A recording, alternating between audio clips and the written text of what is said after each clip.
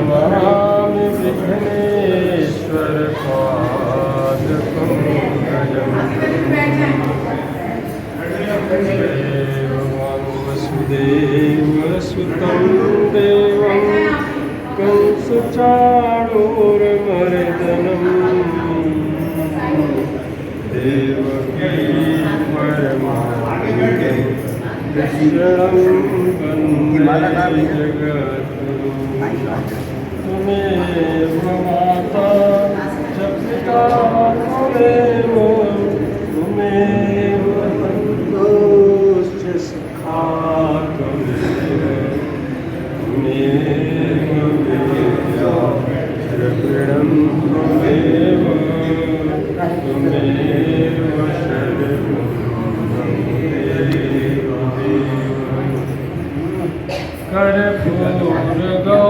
अरे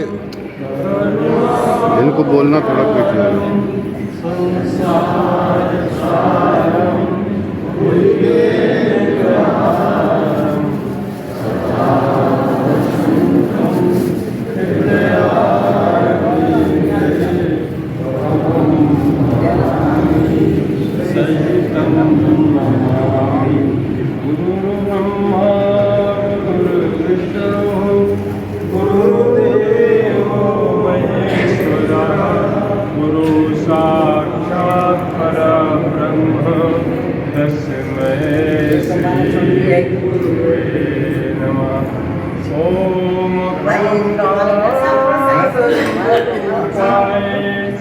शिष्य संतापहारिणे प्रसन्नानंद चित्ताय तस्मै गुरुवे नमः।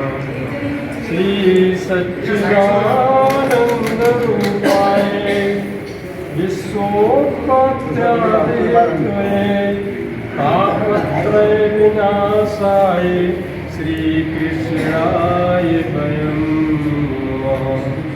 श्री कृष्णाय वासुदेवाय।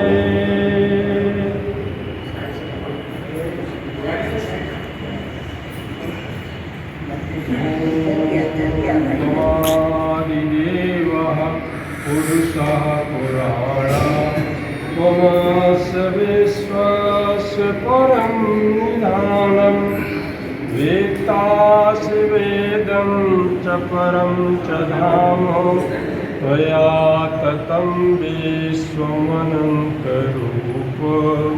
वायुर्यमोऽग्निवरुणः शशाङ्कः प्रजापतिस्त्वं प्रपितामहश्च। नमो नमस्तेऽस्तु शास्त्र कृत्वा पुनश्च भूयोऽपि नमो नमस्ते।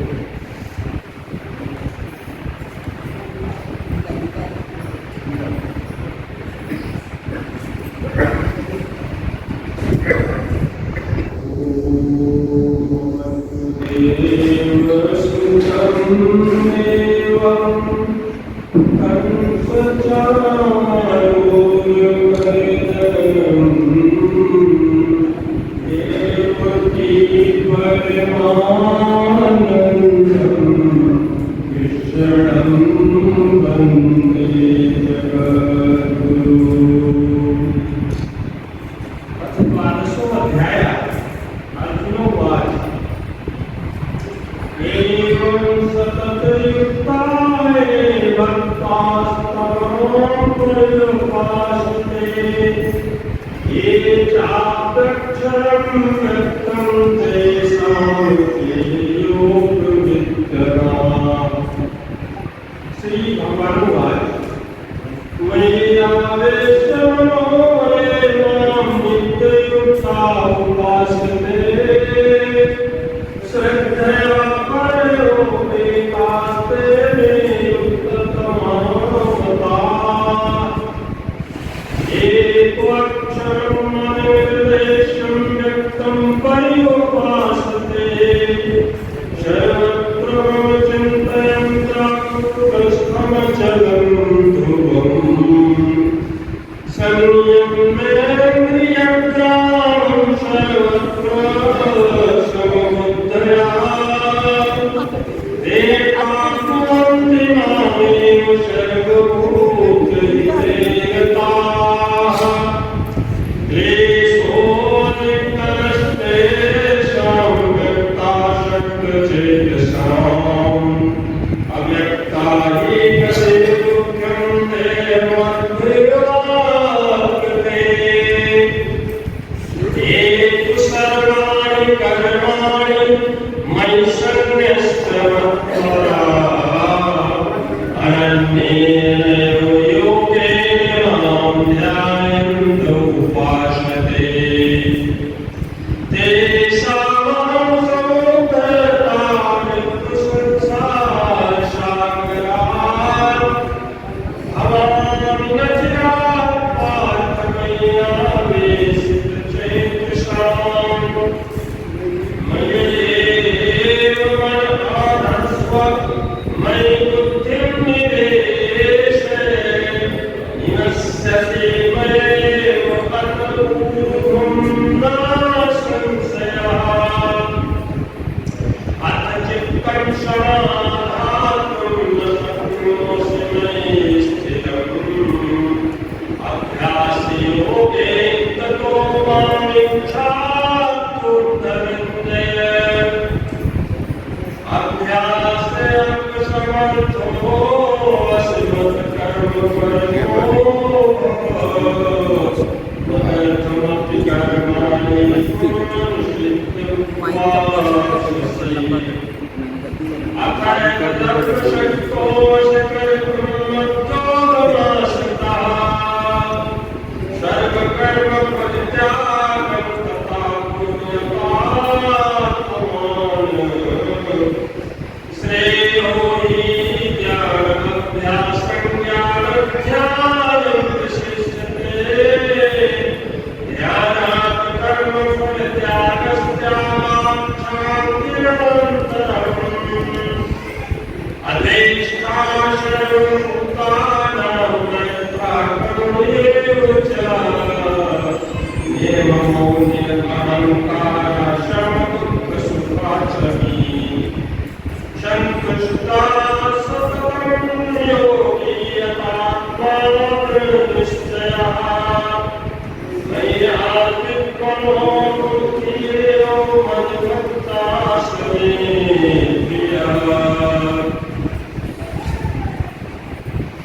यस्मान्नो दुरिते लोको लोकान्नो दुरिते च यः हर्षामर्षयोर्मुक्तो यास्मच्चामे प्रियः। अनिपेक्षा शुचिरक्षरोदासीनो गतवृथा सर्वाधर्मपरित्यागी यो मद्भक्तः मे प्रियः। यो न हृष्यति न द्वेष्टि न शोचति न काङ्क्षति शुभाशुभपरित्यागी भक्तिमनन्यास्तु मे प्रियः। समासक्तो च मित्रे च तथा मानवमानयोः शीतोष्णसुखदुःखेषु समासङ्गविरहितः। तुल्यन्तास्तु देवानि सन्तुष्टो ये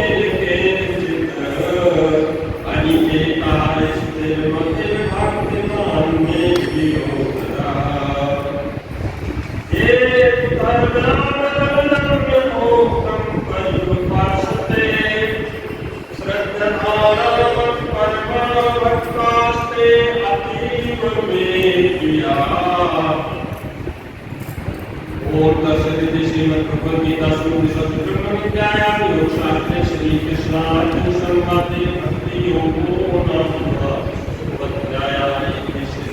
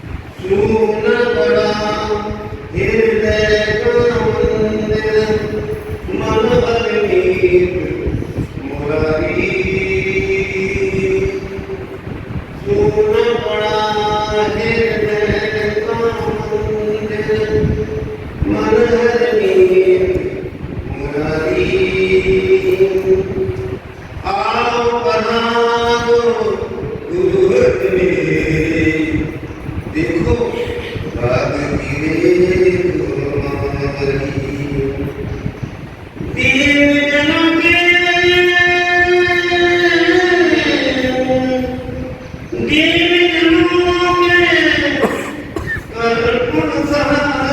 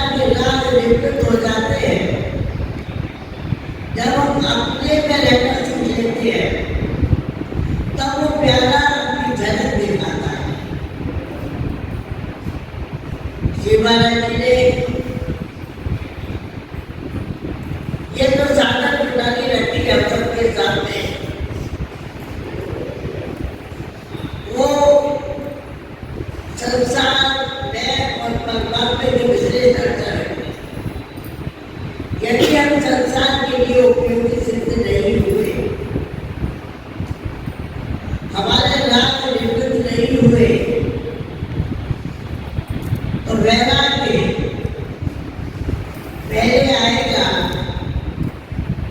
यानी संसार के संबंध कर्तव्य पालन के द्वारा पूर्ण होकर राग निवृत्त होकर हम अपनी ओर चलेंगे, अपने स्वरूप में स्थित होंगे, तब भीतर से प्यार चलेगी उस परम प्रेमास्पद की ओर। सेवा से जीवन का आनंद होता है और प्रेम में जीवन की पूर्णता होती है।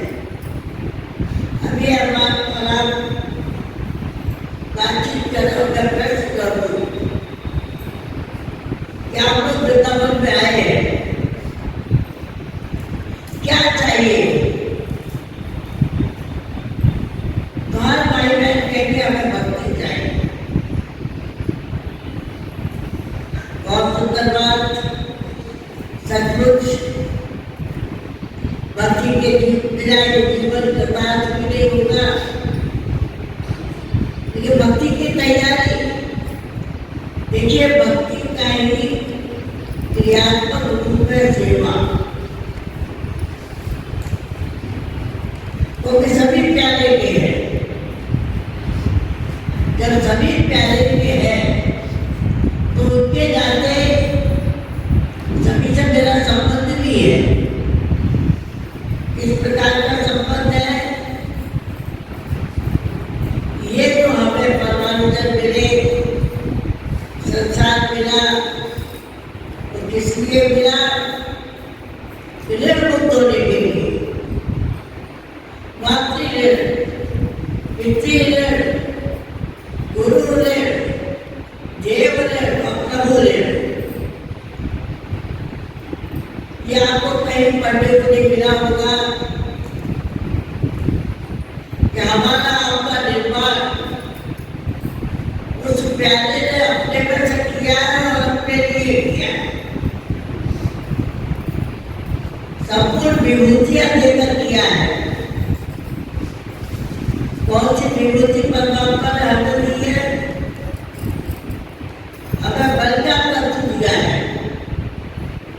इसलिए संसार की सेवा करके निर्मुक्त हो जाओ। हमें ज्ञान का प्रकाश किया है, वो ज्ञान का प्रकाश हमें बता रहा है कि देखो, सेवा करो पर उसका फल मत चाहो। फल चाहोगे तो जन्म मरण का बंधन घटेगा नहीं। पर ज्ञान का प्रकाश हमें बता रहा है, ये जो दिखाई दे रहा है इसकी स्वतंत्र सत्ता नहीं है। संसार की प्रतीति है, प्राप्ति नहीं है। ध्यान दीजिएगा, संसार की प्रतीति है, दिखाई दे रहा है, पर प्राप्त होने वाला यहाँ से कुछ भी नहीं है। अभी लग रहा है कि मेरे हाथ में आया और रात को सोने में लिए जाएंगे तो वो हाथ सीधा हो जाएगा, आपके हाथ में नहीं रहेगा। तो प्रतीति है, प्राप्ति नहीं है।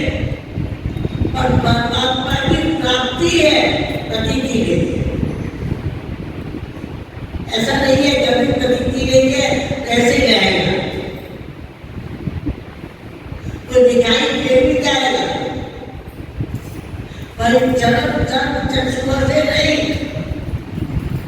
हमारे भीतर की आंखें हैं, उन नेत्रों से दिखाई देगा, पीती नेत्रों से दिखाई देगा। सेवा से जीवन का आनंद, सेवा का अंत त्याग में होना चाहिए और त्याग का अंत अपने आप में होता ही है। सेवा, त्याग, प्रेम बहुत ही महत्वपूर्ण तत्व है। जीवन मानव जीवन की पूर्णता निहित है। सेवा से जीवन का आनंद, पेट में जीवन का विलय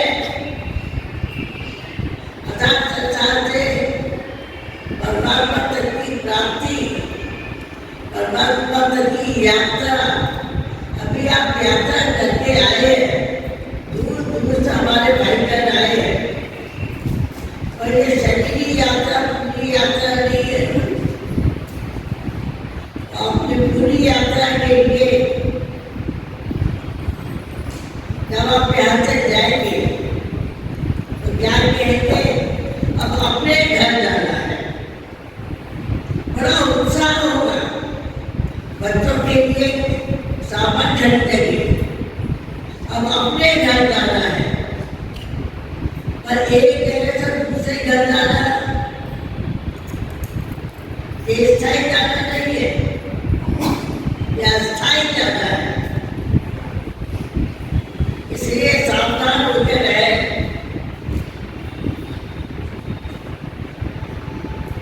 इस यात्रा के साथ साथ उस यात्रा की ओर भी हम उनको होकर रहे, उस अपने घर जाने की तैयारी भी करते जाए। प्यारे का घर अब सबका अपना घर है। सेवा से आगे ज्ञान से संसार से तपत का त्याग और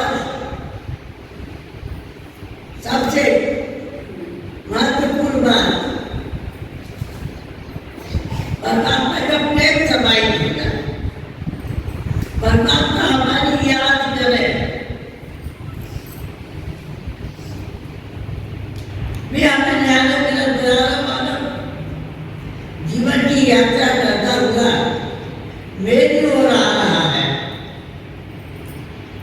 वे दौड़ के आपको लेकर कपड़ों से अपने हृदय से लगाने को तत्पर। इसी भावना के साथ आप सभी को प्रणाम।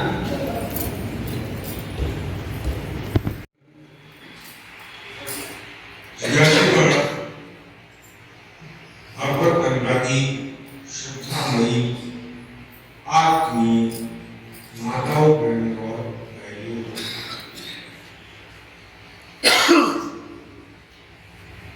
आप सब मानव सेवा संघ के 69वें वार्षिक सत्संग समारोह में बधाई।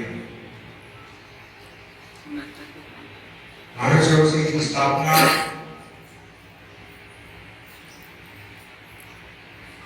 आरती के एक महान तत्ववेत्ता, जीवन मुक्त और भक्त महापुरुष ब्रह्मलीन स्वामी शरण जी महाराज ने 1952 में वृंदावन में की थी।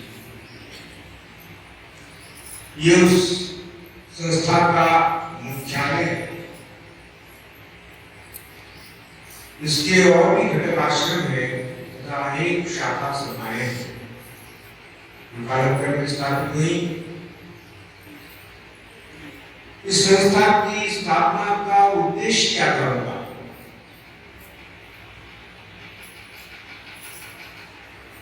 देखिए, हमारे भारतीय सांस्कृतिक वाङ्मय में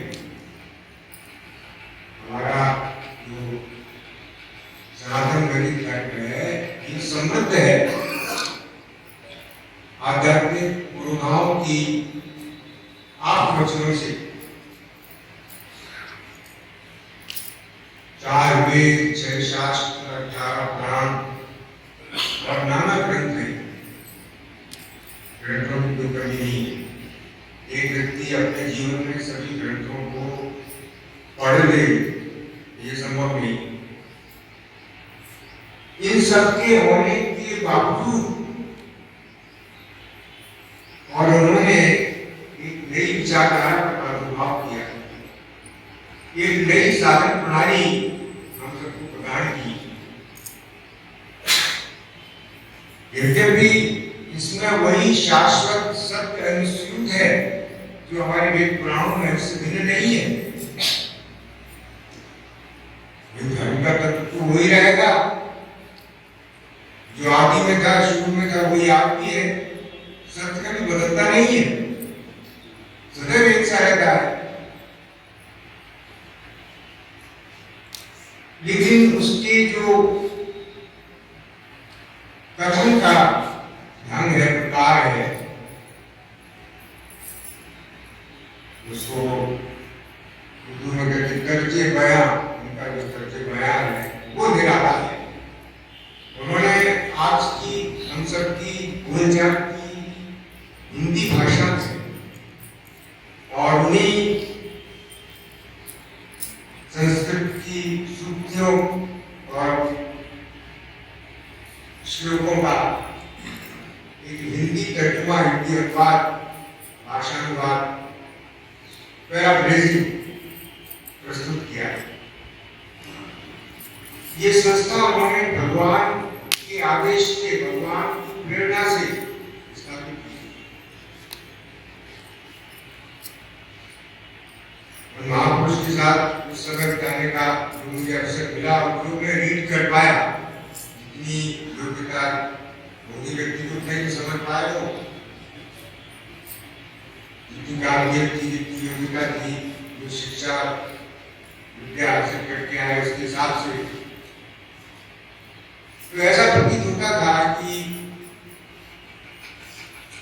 वास्तव में वे अलौकिक महापुरुष थे, बहुत बड़े दार्शनिक थे, बहुत बड़े विचारक।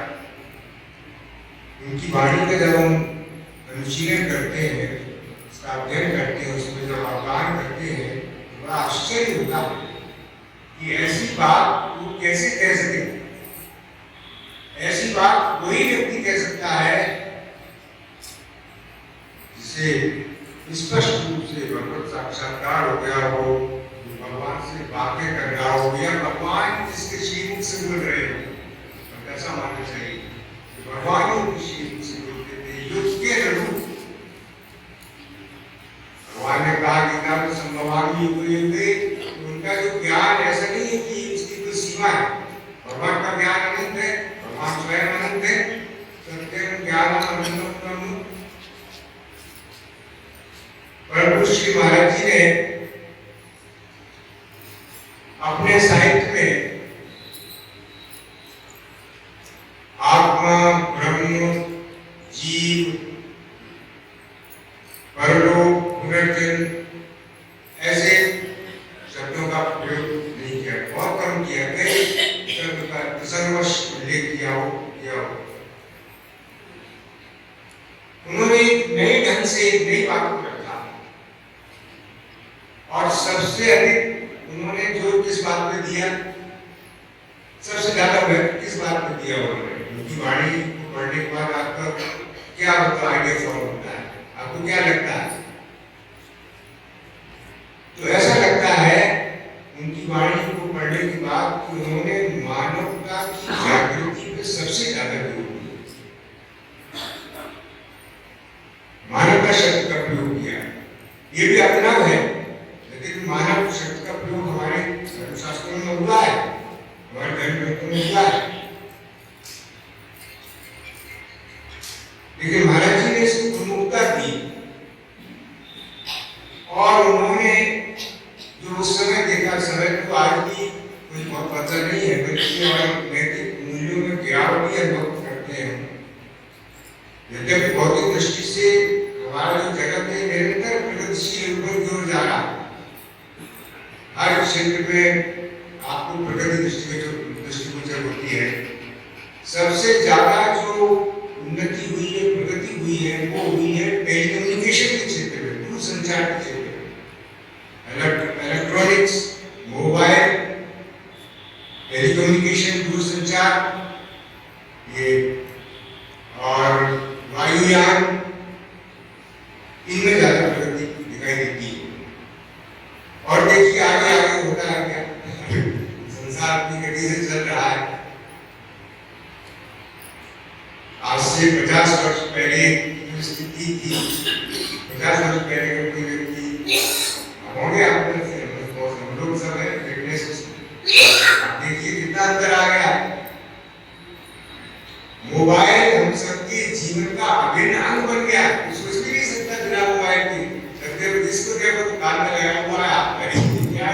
एक नया फिनोमेना है, कोई फ्री नहीं है। हर एक यात्री मोबाइल में बिजी है। ट्रेन में सफर करते हैं, हर व्यक्ति बिजी है अपने आप। और उससे आपसे बात करने की फुर्सत नहीं है, देखने की फुर्सत नहीं है।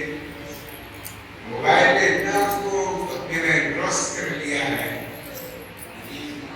ये परिवर्तन है, लेकिन ये परिवर्तन जो है ये प्रकृति के क्षेत्र में है। देखिए, ये अध्यात्म चर्चा है, सत्संग का माहौल, सत्संग करने हम सब बैठे हैं, सब चर्चा। दो चीजें हैं, एक तो है प्रकृति जो जड़ है, जिसमें उत्पत्ति विनाश का क्रम है सतत, वो पंचभूतात्मक है। एक है चेतना। ये दो चीजें अलग अलग है। इसको साधक ही समझ सकता है, समझते हैं बहुत से लोग, ऐसा नहीं कि हम अनजान हैं इसके बारे में। लेकिन बहुत से डॉक्टरों से मेरी बात हुई, वो चेतना को 5 एलिमेंट्स का प्रोडक्ट मानते हैं, यानी कि पंचभूतों से उपजी हुई चेतना है। चेतना पंचभूतों से उपजी हुई नहीं है। ये ईश्वर का अंश है, इसका जो नेचर बिल्कुल डिफरेंट है, इसका जो स्वरूप है, इसका जो स्वभाव बिल्कुल अलग है। हम स्वयं अगर प्रातः काल अपने नित्य कर्म से निवृत्त होकर थोड़ी देर किसी आपको टेक्निक की प्रक्रिया की जरूरत नहीं है, बस केवल शांत होकर आप ये देखें कि मैं हर चीज को देखने वाला हूं, हर चीज उससे अलग है। देखिए आप, तो ये चेतना है। हम अपने को समझते हैं, अपने शरीर को देखते हैं, संसार को देखते हैं, हर चीज को देखते हैं जो दृश्य रूप हमारे सामने है। बुद्धि के द्वारा उसका अध्ययन करते हैं, उसको समझने की कोशिश करते हैं, उसकी बारीकियों को, उसकी क्रिया प्रक्रिया को। तो चेतना अलग है, और ये जो क्षेत्र है उसका, जो प्रकृति है, ये जड़ प्रकृति है, पंचभूतात्मक शक्ति इसमें बहुत है। इलेक्ट्रिसिटी, बिजली बहुत शक्ति है, बड़े बड़े काम हो रहे हैं, लेकिन वो जड़ है, उसमें कोई आत्म चेतना नहीं है। तो चेतना के साथ साथ एक और जोड़ दीजिए, आत्म चेतना, वो हम सब में है। ये मनुष्य की विशेषता है। मनुष्य के अतिरिक्त कितनी योनियां हैं, चलचर है, थलचर है, नभचर है। प्रकृति को देखिए आप, सब में चेतना है। ऐसे तो बच्चों में भी बताते हैं, हमारे महापुरुष में उनमें भी जीवन है,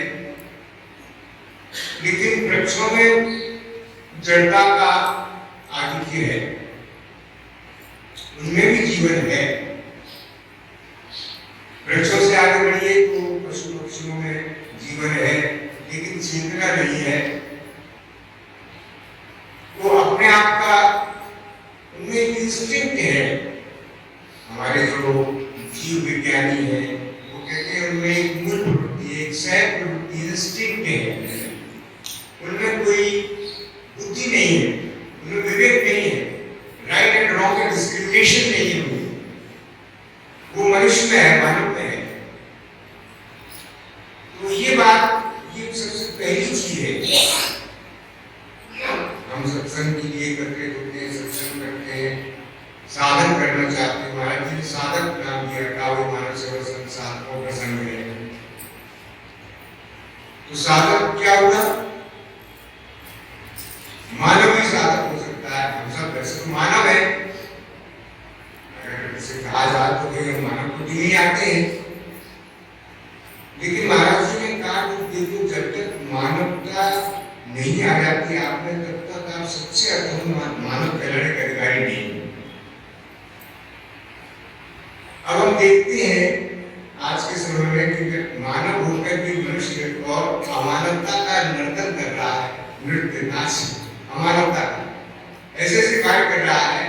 अच्छा, और देखिए, कोई पशु इतनी हानि नहीं पहुंचा सकता, मनुष्य में है वो शक्ति के, बुराई भी कर सकता है, अच्छे काम भी कर सकता है, और बुराई भी कर सकता है, नुकसान भी पहुंचा सकता है, और बड़ी सीमा तक पहुंचा सकता है।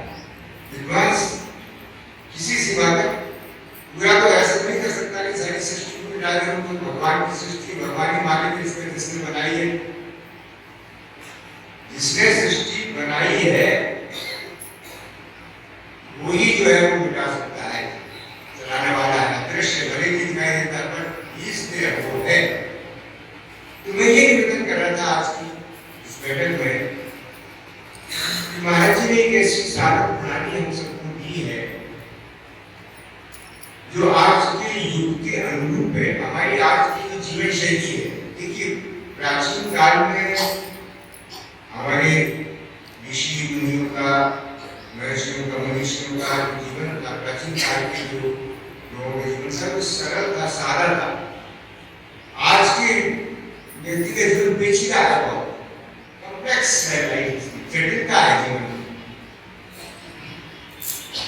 मोबाइल ने हमको और अशांत बना दिया, शांति द्रोही हो गई। आप देखिए बाहरी प्रोग्रेस है, मेडिकल साइंस बहुत एडवांस हो गई है, एवरेज टाइम बढ़ गई, नए नए उपकरण आ गए जांच के। पहले जांच के ऐसे उपकरण नहीं थे, धीरे की सब चीज निकाल के आपके सामने रख देंगे। सीटी स्कैन आ गया, एमआरआई आ गई, ये हो गया, ऐसे ऐसे और भी आगे हो सकता है कि इजाद हो, आविष्कार हो, ऐसे उपकरण आ जाएंगे, हर चीज को शरीर की निकाल के आपके सामने रख देंगे। तो ये तो हो रहा है, लेकिन मनुष्य चाहता क्या है, उसकी इनवॉल्व मांग क्या है, वास्तव उसकी जो डिजायर नहीं, उसकी डिजायर, महाराज जी का डिजायर तो है संसार की कामना, ये चाहिए मुझे, वो चाहिए, ये मेरा काम पूरा है, वो काम पूरा हो जाए, ये बात पूरी हो जाए, वो बात पूरी हो जाए। इन सब की तह में छुपी हुई उसके भीतर एक ऐसी मांग है, वो शांति चाहता है, सबको चाहिए। महाराज जी पूछा भाई बताओ आप लोग उसको इनकार कर सकता है कि मुझे शांति नहीं चाहिए होगा? सुख भी चाहिए लेकिन शांति चाहिए। सुख एक बार मिला तो मिलेगी, शांति मिलेगी। ये है हमारी मांग, इसको महाराज जी ने पॉइंट आउट की। जो विशेषता बता रहा हूँ आप इनमें चर्चा करेंगे आगे की बैठकों में हम। लेकिन उन्होंने हमें एक आर्ट ऑफ लिविंग प्रदान किया, जीने की कला बताई। वास्तविकता क्या है ये पहले बता दूं मैं आपको। वैसे तो ये पहली सीटिंग है, अभी प्रस्तावना चल रही है। वास्तविकता ये है कि समय समय पर भगवान ऐसे महापुरुषों को भेजते हैं जो अपना काम पूरा कर चुके हैं। उन्होंने उस चरम लक्ष्य को हासिल कर लिया।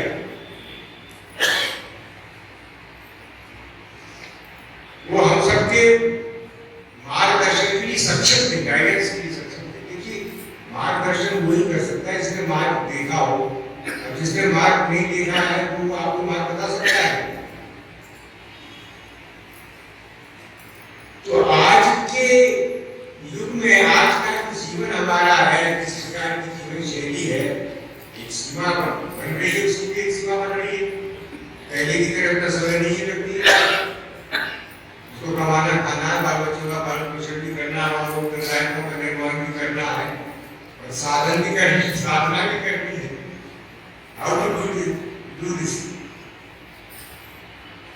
तो उन्होंने हमारे आधुनिक जीवन के अनुरूप भगवान की प्रेरणा से, भगवान की सहमति से, उनकी अनुमति से, उनके आदेश से, और ये हमारे कल्याण की होने क्या प्रयोजन था भाई बताइए। महाराज जी जो देव के जीवन में देखा है, रघोटी छाप बाबा जी कुछ संग्रह परिग्रह के नाम कुछ नहीं होती बात, किसी चीज की आवश्यकता नहीं होती। आचार शब्द का जो प्रयोग किया उन्होंने, वो इनके जीवन में मूर्तिमान था। कुछ नहीं चाहिए उनको, तो उन्हें क्या, उन्हें कौन सी दुकान चलानी थी, बिजनेस करनी थी, कोई धंधा करना था कि महाराज रसम की स्थापना करते हो, उन्हें क्या पड़ेगी बताइए। उनका कोई प्रयोजन था से होने वाला था इससे, तो इसके लिए उन्होंने कष्ट ही सहन किया। उन्होंने कोई सुख नहीं देखा उनके जीवन में। जितना जीवन मैंने देखा, पहली लड़की मुझसे ज्यादा जानती है, मुझसे सीनियर भी है, वरिष्ठ है, महाराज जी की ज्यादा संपर्क में रही है, कोई सुख नहीं जीवन में। क्या करना, एक ऐसे जीवन को प्राप्त कर चुके थे। तो मैं ये निवेदन कर रहा हूँ, समय थोड़ा है, एक ऐसा जीवन है, लेकिन उसका डायमेंशन अलग है। वो इस तरह से नहीं है जैसे हम संसार को देखते हैं, छूते हैं, चखते हैं। तो ये पंच इंद्रियों से जो ग्राही है, दिखाई देता है, सुनाई देता है, स्पर्श करते हैं, ये भी ठीक है, लेकिन सबके मूल में हमारे भीतर एक मांग है। उस मांग को हमें देखना चाहिए। सबसे पहले जो करने वाले साधन उनको उठा के एक तरफ रख दीजिए। करिए आप, महाराज जी ने इनकार नहीं किया, मैं स्वयं करता था। महाराज जी ने कहा कि महाराज ने अपने नीति नियम करना, बोले ठीक है, ये तुम्हारा नीति क्या में करो, कोई अर्थ नहीं। माला फेरनी है कि कोई जब करना, व्रत उपवास करना है, आपको दान दक्षिणा लेनी है, गंगा स्नान करना, मंदिर जाना, तीर्थ यात्रा करनी है, करते रहो जो करना है। लेकिन इसके साथ साथ थोड़ा ये भी विचार करो कि आखिर में संसार क्या है जो मुझे दिखाई देता है। इतने दिन हो गए मुझे संसार में रहते हुए, क्या मैं संसार को असल समझ पाया ठीक से? अगर मैं आपसे पूछूं तो आप सबके अनुभव अलग अलग होंगे, कुछ बातें समान होंगी। ज्यादातर लोग ये कहेंगे कि साहब लोगों हमारे संपर्क में लोग आए तो वो सब चतुराई चालाकी देखी दूर गए, वो सब स्वार्थी है, मक्कार है, वो अपने काम निकालने वाले हैं। कुछ बड़े लोग भी हैं, परोपकारी भी हैं, सेवाभावी भी हैं, तो उदार भी हैं, ऐसे भी। ज्यादातर अनुभव में यही आया कि व्यक्ति अपने काम निकालने में लगा हुआ है, ये कार्य मेरा काम होना चाहिए। तो स्वार्थ जो है ये इन्वेटेड है, यानी हमारे भीतर दृढ़ता से जमा हुआ है सबके भीतर। बल्कि कुछ लोग कहते भाई गृहस्थी का काम चल नहीं सकता, कैसे चलेगा, ये परोपकार करने बैठे हम तो फिर गृहस्थी का पालन पोषण कैसे करें, 4 पैसे नहीं कमाए तो कैसे काम चलेगा। तो बिजनेस हो गई लाइफ। आज आपको बिजनेस बड़े बड़े शहरों में जाके देखो तो और स्पष्ट बढ़िया साफ दिखाई देगा। जैसे मुंबई जैसे महानगर में जाने का मौका मिला, देखा बिजनेस है बात भाई। आज आपको बिजनेस करने में लगा है। बिजनेस क्या है, वो एक दूसरे का गला काट रहे हैं। प्रतिस्पर्धा क्या? तो महाराज जी ने मानवता शब्द का प्रयोग किया। मानव बने हम सब। मानवता का स्वरूप क्या है? मानव सेवा, त्याग, प्रेम, हम सबके भीतर सेवा की भावना हो, जगत के प्रति, अपने प्रति त्याग की भावना हो और जगत के रचयिता के प्रति प्रेम की भावना हो, ये मानवता है। तो उन्होंने कहा मानवता आप में सूक्ष्म रूप से है, जागृत करना है। ऐसा नहीं कि बाहर से नहीं लानी, एक्वायर नहीं करनी। जितनी शिक्षा दीक्षा आपके पास है पर्याप्त है, उसकी विवेक मानव को दिया है प्रभु ने, और किसी प्राणी को दिया है कि नहीं दिया है, विवेक हम सबको मिला है। हम विवेक के प्रकाश में देखें अपनी मानव को। तो हम सबको कैसा व्यक्ति चाहिए? हर आदमी चाहिए। आपको अगर साथी चाहिए, मैं पूछूं कि आपको श्रीमान जी कैसा साथी पसंद है? आपने इंसान के उदार चाहिए, मुझे भला आदमी चाहिए, इसमें कोई ऐब ना हो, दोष ना हो, बुराई ना हो। यहाँ तक कि आप कोई सर्वेंट रखते हैं नौकर, तब भी आप देखते हैं कि भाई अच्छा आदमी हो, चोरी की आदत तो नहीं है, चंबल के नाखून से मिला हुआ तो नहीं है। यहाँ वृंदावन एक आश्रम है और उसके संत है, तो उन्होंने एक ड्राइवर रखा अपने यहाँ। जरूरत पड़ गई गाड़ी के लिए, तो ड्राइवर रखा। तो ज्यादा तहकीकात और उसकी जांच पड़ताल नहीं करना चाहिए, पता लगाना चाहिए उसके एंटीसीडेंट्स कि भाई कहाँ से आया है, ये कहाँ रहता है, कोई जमानत देने वाला भी हो उसका, ये जरूरी हो गया आजकल। तो रख लिया उन्होंने, रख लिया और उसने सब पता लगा लिया आश्रम का, कितना पैसा आश्रम के पास है, कौन कौन भक्त बड़े बड़े सेठ हुए ऐसे। और वो चंबल के डाकू से मिला हुआ था।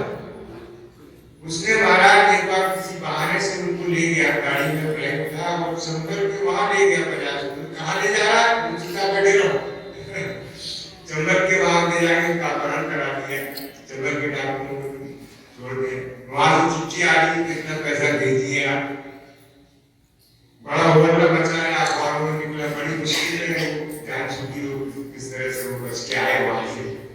पुलिस पहुंची है। तो मेरे कहने का तात्पर्य ये है कि हम सबको भला आदमी चाहिए। महाराज जी कहते हैं भले आदमी कहाँ से मिलेंगे बताइए, आपको भला आदमी चाहिए कहाँ मिलेगा? कोई जगह है अगर वो आप मुझे पता तो कोई महाराज जी का फैक्ट्री ऐसी बनी है कि आप भले आदमी बनते हो। बड़ी विरोध की बात है, आगे चर्चा करेंगे। महाराज जी की बात ऐसी है कि बात का जवाब है कि क्या बताऊं आपको, इसमें विमुक्त हो जाता है। संसार के कल्याण के लिए, सबकी भलाई के लिए उन्होंने कष्ट सहन किया, ग्राम ग्राम नगर नगर भ्रमण किया, रोगी शरीर को ले गए। उनकी एक बार जीवन में उतर जाए तो जीवन हमारा सफल हो जाए, कृतकृत हो जाए, हमारा कल्याण हो जाए। तो भगवान ही भेजते ऐसे महापुरुषों को भटके हुए संसार में आकर व्यक्ति जन्म लेता है, इसके बाद फंस जाता है संसार में, ऐसा भूल जाता है, अपने को भूल जाएगा, भगवान को भूल जाएगा, अपने कर्तव्य को भूल जाएगा। भूले हुए हैं किस चीज को भूले हुए? मानवता को भूल गए। वैसा प्रमुख है, धन के लिए दो चार करवा लो, वही सब, पहले पैसा फिर भगवान।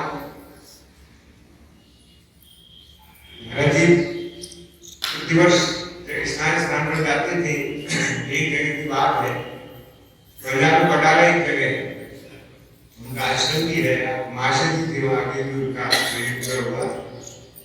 तो बटाला में प्रतिवर्ष जाते थे महाराज जी सत्संग के लिए, शाखा में कीमा प्रेमी लोग को बुलाते थे। तो वहां के एक व्यक्ति थे, उनका नाम था महावीर जी। वीर उनका उपनाम था। उन्होंने एक बड़ा सुंदर पद लिखा है, मैं नहीं मेरा नहीं ये तन किसी का है दिया, जो भी अपने पास है वह धन किसी का है दिया। ये बहुत पॉपुलर हुआ और कई जगह देखा मैंने, कथा चल रही थी तो वो कथावाचक महोदय इस पद का गान कर रहे थे। मैंने कहा बाबू तो आप हमारे सर से बिल्कुल हो ना, हाँ महाराज जी के सारे तो सब जगह पहुंच गया है। तो मैं नहीं मेरा नहीं उनका रचा हुआ। वीर जी कवि थे, स्वभाव से उन्होंने पुस्तक लिखी, उसमें उनकी कविताओं का संग्रह हम दीप दर्शन में देते रहते हैं।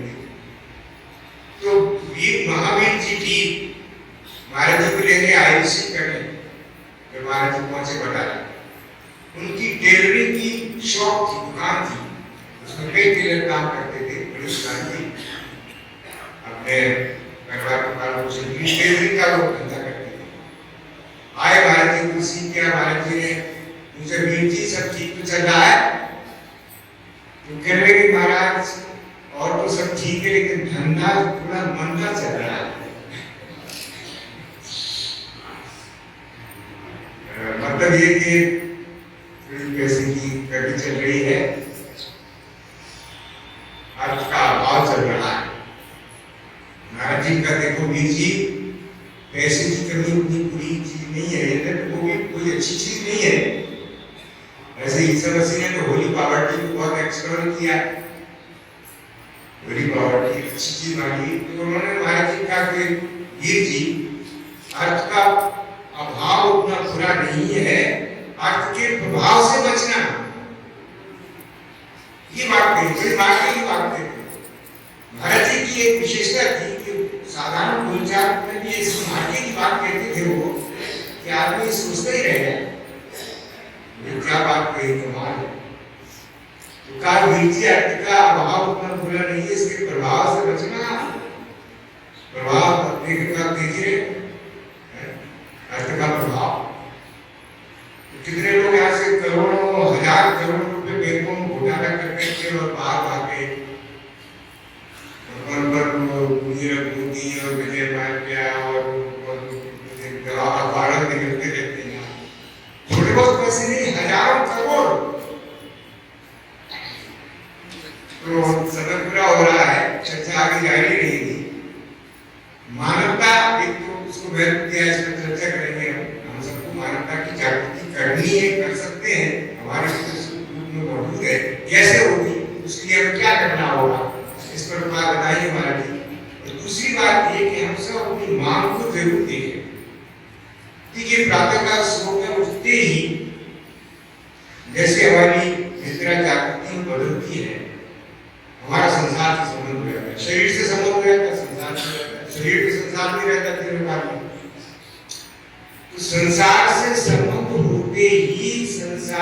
की कोई ना कोई कामना हमारे भीतर पैदा होने लगती है। देख लो आप, छुटकारा नहीं मिलता। अभी ये काम करना है, आप लिस्ट बना लो, सही लिया, अभी बैंक जाना है, वहाँ से पैसा निकालना, पूरी मिलेगी कि नहीं मिलेगी, फिर वहाँ जाना है, क्या हो जाना है, इनकम टैक्स ऑफिस जाना है, मीडियम पे जाना है, सब ये जाना है, वो करना है, तमाम काम निकल आएंगे। खैर वो तो कर्तव्य में आ गए, लेकिन प्रातःकाल ये खुलते ही संसार की कामों का हजूम, तमाम कामनाएं करते हैं, उसको फंस जाते हैं और ऐसे फंसे रहते हैं कि शाम को फुर्सत नहीं मिलती। शाम को थक के सो जाते हैं, निद्रा देवी की गोद में चले गए, जड़ता को पड़े रहे, 6 घंटे सवेरे उठे तो फिर वही 4 बजे ढंगी तो पहले कोई बोला धंधा है भाई, कब खत्म होगा, इसमें कब ब्रेक ले गया, इसमें थोड़ा समय तो निकालो। जिंदगी जब तक रहेगी, कहते हैं ना कि फुर्सत न होगी काम से, तो कुछ समय ऐसा निकालो, प्रेम कर दो, राम से सत्संग करो, कुछ थोड़ा विचार करो, क्या सत्संग करें, कैसे करें। ये नहीं कि कोई चीज पकड़ा दिया, वृंदावन में जाओ आप किसी वैष्णव संत से दीक्षा लो, आप ये देंगे हमारा जोड़ी पकड़ा दे, क्या करें वाले मिल सकते रहो, बस काम कर दो। अब जब रहे बात चल रही है, सब काम हो रहे हैं, सब चीज खरीद रहे हैं, ये भी हो रहे हैं, दुनिया के काम हो रहे हैं, बाला जोड़ी भी चल रही है। एक महापुरुष, मैं आलोचना नहीं कर रहा हूँ उसकी, ये महापुरुषों का प्रशस्त है, जितने भी साधनाएं पुस्तक ये सब छोटी महापुरुष थे, लेकिन कालांतर में विकृत हो गया उसका। देखिए काल क्रम से हर चीज वो हो जाती है, परिवर्तित हो जाती है। जैसे भाषा है, भाषा अपभ्रंश हो जाती है। हमारी जो मूल भाषा संस्कृत है, देववाणी, सारे हमारे आश्रम संस्कृत में है। अब संस्कृत का अपभ्रंश हुई तो पाली भाषा आ गई। ये पाली भाषा क्या, संस्कृत का अपभ्रंश है। कितनी भाषा हो गई, तो ऐसे ही विकृति आ जाती है। अच्छी जो प्रथाएं हैं वो कुप्रथाओं बदल जाती है, अच्छी परंपराएं, अच्छी प्रथाएं काल क्रम से कुप्रथाओं बदल जाती है। इस समय पे प्रभाव होता है, मूल चीज कहाँ हो जाती है, लेकिन फिर रह जाते हैं लोग। अब लोगों से पूछो कोई आप ऐसा क्यों कर रहे हैं, बोले साहब हमारे पूर्वज करते हैं, इसलिए हम भी कर रहे हैं। अरे भाई पता तो लगाओ कि इसके पीछे कारण क्या था, पता लगाने की अब कहाँ फुर्सत है, किसके पास इतना टाइम नहीं, पता लगा कर रहे हैं, बस किया आपने जल्दी से नहाए धोए किया तो बुरा हो गया। तो हम अपनी मांग को देखें, हम सबको शांति चाहिए, कैसे मिलेगी, कहाँ मिलेगी शांति, मार्केट में तो मिलेगी नहीं कहीं। और हम सबको क्या चाहिए, स्वाधीनता चाहिए, फ्रीडम को व्यक्ति बहुत पसंद करता है। भारत को जब आजादी के लिए कितना जश्न मनाया गया, तो लोग कितने खुश हुए। महाराज जी कहते थे भाई, हम सोचते थे कि देश न जाने कितना सुंदर हो जाएगा, स्वर्ग धरातल उतर आएगा। ऐसा सोचते थे कि जब हम सबको अंग्रेजों से आजादी मिल जाएगी तो हम हमारा देश न जाने कितना सुंदर हो जाएगा, स्वर्ग धरा से जमीन, स्वर्ग उतर आएगा आकाश से जमीन पे। लेकिन क्या वैसा हुआ, क्या नहीं हुआ। क्यों नहीं हुआ? महाराज जी क्या, देखो उस समय तो स्वतंत्रता प्राप्ति की सभी पार्टियां एक थी, हम एक थे, और आजादी मिलते ही कितनी पार्टियां बनी आपके देश में। तो ये बात नहीं है, हम सबको स्वाधीनता चाहिए, बात ठीक है, लेकिन कौन सी स्वाधीनता, असली स्वाधीनता, सच्ची वास्तविक स्वाधीनता। फंसे हुए काम वासना को छुटकारा नहीं मिल रहा है, पराधीन है सबके। तो स्वतंत्रता चाहता व्यक्ति, कोई गुलाम हो उसको आप अच्छे गद्दों पर रखें, माल कोई खिलाएं, एसी में रखें, लेकिन हो वो गुलाम, उसको जीवन में कोई आगे नहीं है। वो कह रहा है सूखी रोटी खाना पसंद है, फटे कपड़े पहनना पसंद है, स्वाधीनता को रहना चाहता हूँ। क्यों बताओ? इसलिए कि वो उसके स्वाभाविक गुण उसका इंडियन रिकॉर्ड में हर व्यक्ति भगवान ने स्वाधीन बनाया उनको, ये अपने भूल से पराधीन है। अब क्यों पराधीन हुए हमारे जीवन में? ये दोष विकार कहाँ से आए, किसने भेजे? भगवान के पास तो है नहीं, वो तो शुद्ध बुद्ध मुक्त है। भगवान ने अपने जैसा हर एक इंसान बनाया। एक संत ज्ञानेश्वर फिल्म आई थी, इसका बड़ा सुंदर गीत है। तो ये झूठ, पाप, छल कपट ये कहाँ से आया हुआ है? तो इन पर विचार करेंगे हम सब परिचित हैं, लेकिन इन पर बैठकर कभी विचार नहीं करते शांत रूप से। तो मुख्य रूप से विचार करने की कला है। ऐसा नहीं कि मैं हर बात हम सोच रहे हैं, संसार के बारे में सोचते रहते हैं, लोगों का जो व्यवहार है हमारे प्रति उसके बारे में सोचते रहते हैं, हमने कुछ न कुछ किया उसके बारे में सोचते रहते हैं, किसी ने अपमान किया, अनादर किया उसके बारे में सोच रहे हैं, कभी कोई कुछ नहीं तो शरीर के बारे में सोच रहे हैं। जो अवस्था जब तक रहती है शरीर स्वस्थ रहता है, जहाँ वृद्धावस्था का आगमन हुआ शरीर में रोगों का आगमन शुरू हो गया। अब वो लोग कह रहे हैं हमारा तो यही घर है, हम जाएंगे नहीं, हम रहेंगे। शरीर व्याधि मंदिरम, व्याधि का मंदिर हो जाता है। महाराज जी का स्वयं का शरीर जो वो रोग नहीं रहता था, क्या करें? शरीर तो सबका एक से ही है, तो चिन्ह का है नहीं, तो पंचभूतात्मक है, आएगा ही विकार। तो हम सब अपनी मांग देते हैं, हमको शांति चाहिए, स्वाधीनता चाहिए और रसपूर्ण जीवन चाहिए। तीन बातें इन पर चर्चा होगी विस्तार से आगे, कैसे मांग पूरी हुई। और दूसरी बात महाराज जी ने बताई, मानवता की क्या है? मानवता इसी से रिलेटेड है। मानवता से हमारा जीवन शक्ति उपयोगी हो, हमें सुंदर मानव बने। किसी के फैक्ट्री में जाने की जरूरत नहीं है, कोई आपको बाहरी कोई ड्रेसिंग रूम में मेकअप करने की जरूरत नहीं है, जाके हम सुंदर दिखे, मॉडल की तरह दिखे। ये असली सुंदरता हमारी जो मानवता है, हमारे भीतर जब आएगी, मानवता का स्वरूप बता दिया कि हमारा जीवन, उन्होंने चित्र खींचा, जीवन का सुंदरतम चित्र क्या हो सकता है? सुंदर से सुंदर चित्र मानव का बताइए। ऐसे तो भगवान कहते हैं भगवान से सुंदर और कोई नहीं है, लेकिन मानव जीवन का सुंदरतम चित्र खींचा उन्होंने। शरीर विश्व के काम आ जाए,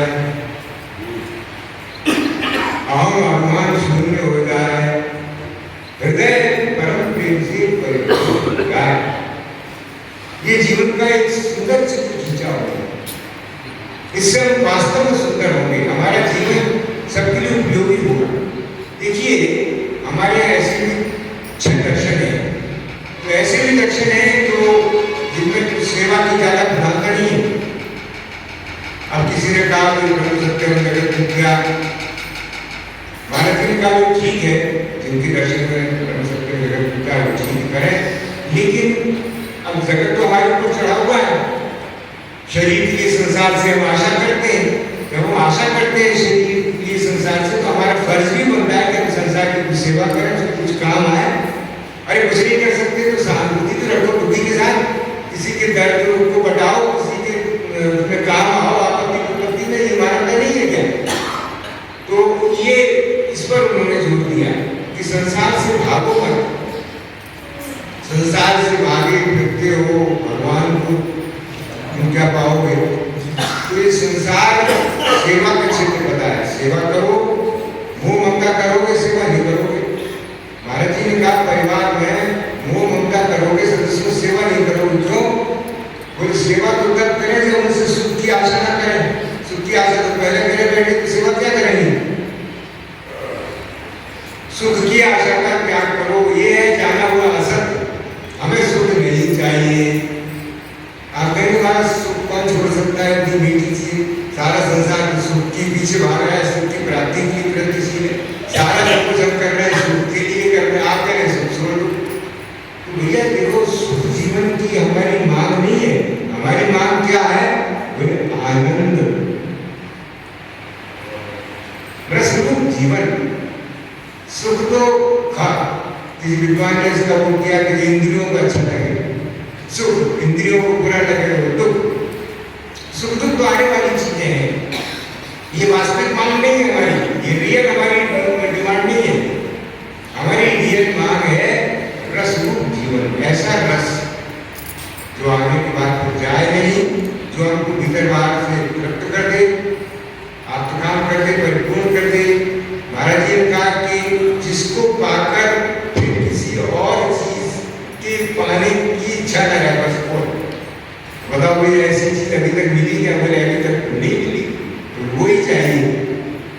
जिसको पाकर फिर ये हो जाए कि भाई अब मुझे कुछ नहीं चाहिए। महाराज जी जीवन के बड़े बड़े हर क्षेत्र में बड़े बड़े लोगों से जुड़ी, राजनेताओं से कुछ जुड़ी। आप सबको पता ही है कि हमारे भारत के प्रथम राष्ट्रपति बाबू राजेंद्र प्रसाद जी, महाराज जी के बड़े प्रेमी थे, बुलाते थे अपने राष्ट्रपति भवन में सत्संग कराते थे। महाराज जी दंपतियों से भी मिले, बड़े बड़े जो दंपति हैं आज के, जो दुनिया के 10 बड़े दंपति हैं, तो भारत में भी कई अरबपति हैं। पैसे वालों से भी मिले, कर्मधारियों से भी मिले, सबसे मिले और सबसे उन्होंने पूछा कि क्या आप अपने जीवन से संतुष्ट हैं? उनको एक भी व्यक्ति ऐसा नहीं मिला जो कहे कि नहीं महाराज मैं संतुष्ट हूं, मुझे कुछ नहीं चाहिए। क्यों? आखिर क्यों? ये सब विचारने की चीजें हैं, सत्संग में हम विचार करेंगे इन बातों के ऊपर। तो मेरे कहने का तात्पर्य ये है कि महाराज जी ने कहा कि देखो मानव है, तुम मानव हो, मुझे जो जीवन मिला तुम्हें भी मिल सकता है। मानव होने के नाते तुम भी उसके अपने अधिकारी हो। जो जीवन किसी ऋषि मुनि पीर पैगंबरों को मिला है तुमको मिल सकता है, तुम उसके अधिकारी हो। अपने को अधिकारी मत मानो, अधिकारी मानो और निराश में तो वो फिर हो सकता है, इसलिए करो। वो आपको मार्ग बताएंगे, रास्ता बताएंगे। तो यही उनका काम था, रास्ता बताना, मार्ग बताना, इसलिए वो आए थे। हम सबका अब यही परम कर्तव्य है कि हम उनके बताए रास्ते पर चले, चलकर अपने जीवन को धन्य करें और सदैव के लिए इस दुख रूप संसार से मुक्त होकर और अपने परम तत्व को प्राप्त करें। वृंदावन मैं अभी एक सेंटेंस और सत्य स्वामी अद्वैत चैतन्य जी महाराज से प्रवचन सुना। स्वामी अद्वैत चैतन्य जी महाराज ने एक वाक्य ऐसा कहा, इतना महत्वपूर्ण है, हो सकता है मुझे तो ऐसा लगा कि मैं दोनों ही प्रवचन सुने, वर्षों से हम लोग सुनते रहे, ये बात आज तक नहीं सुनी। आपने क्या कहा कि हम सब अपने से अलग, इतनी विलक्षण बात है, इतनी महत्वपूर्ण बात है, सारा साथ आ जाता है इस बात में। किसी दिन शरीर से अलग थे, आज शरीर के साथ, फिर किसी दिन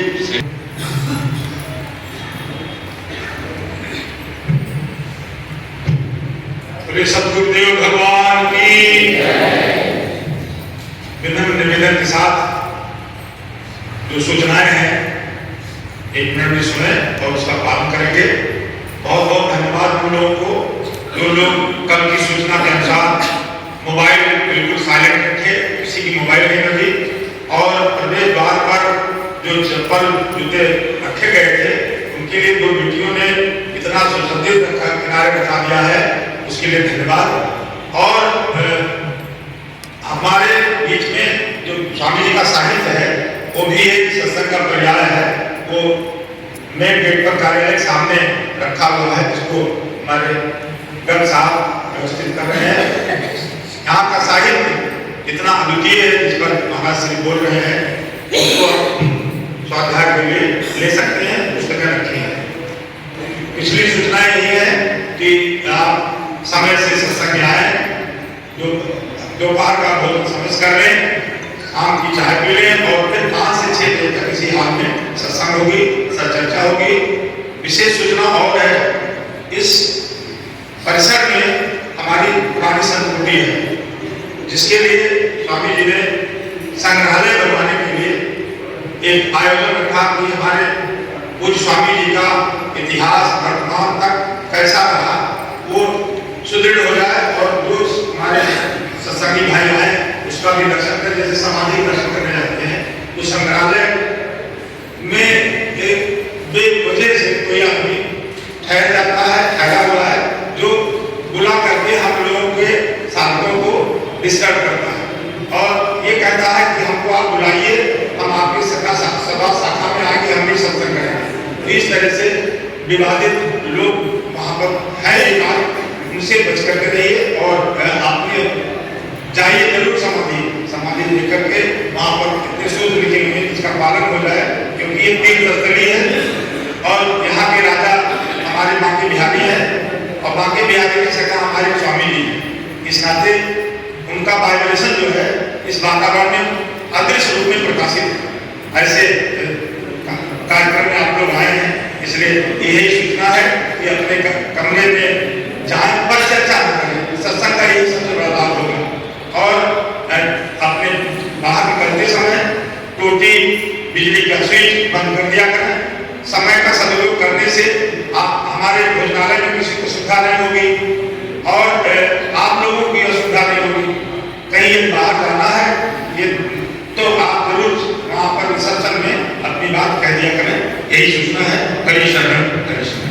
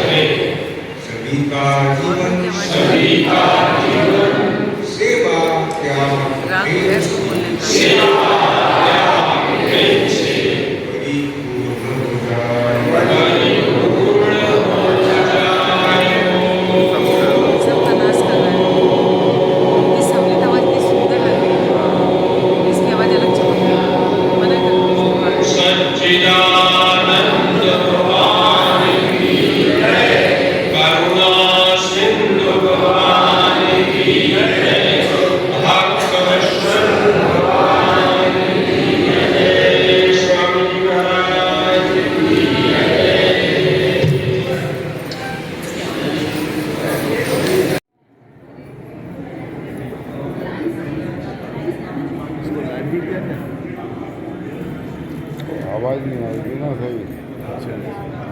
आवाज़ तेज कर रहा था।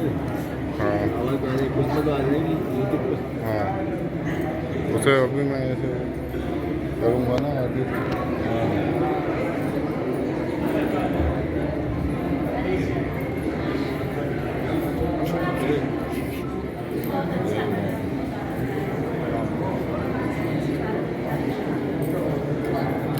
बहन जी से मिलवाएं।